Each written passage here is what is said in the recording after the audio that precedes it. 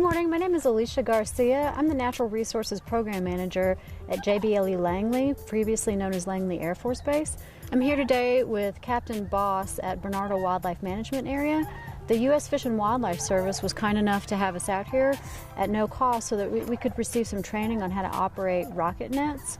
We needed this training in order to be able to safely conduct a research study at Langley on bald eagles so that we can mitigate potential hazards between aircraft and bald eagles since they are fully recovered in the Chesapeake Bay area.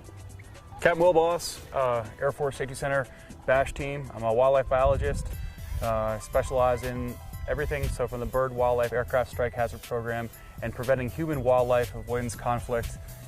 Think keeping wildlife away from planes, keep everyone safe. We went ahead, reached out to the Fish and Wildlife Service because we were looking for some professional training to be able to certify us to be able to use rockets to safely capture birds. Dr. Dan Collins of the U.S. Fish and Wildlife Service was able to facilitate giving us both training both in the summer and our hands-on training here in New Mexico right now in December. Dan Collins with the U.S. Fish and Wildlife Service out of our Southwest Regional Office here in Albuquerque.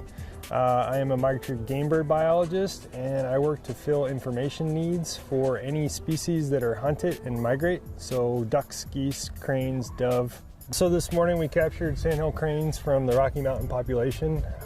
We were putting on aluminum lock-on bands as well as auxiliary markers that allows us to estimate survival, recovery, movements of these birds across their range. Some of these birds got GPS units previously, and those birds are they're able to provide data as far as flight height is concerned. So with power lines and aircraft, we can estimate potential collisions with any obstructions in their field of sight. Like I said earlier, this was phenomenal training. We really appreciate the Fish and Wildlife Service being able to facilitate this. It was a pleasure for us to be able to come down here and have a chance to interact with different birds and being able to help also tag these that will provide useful data for BASH and for the greater good for aircraft and for safety.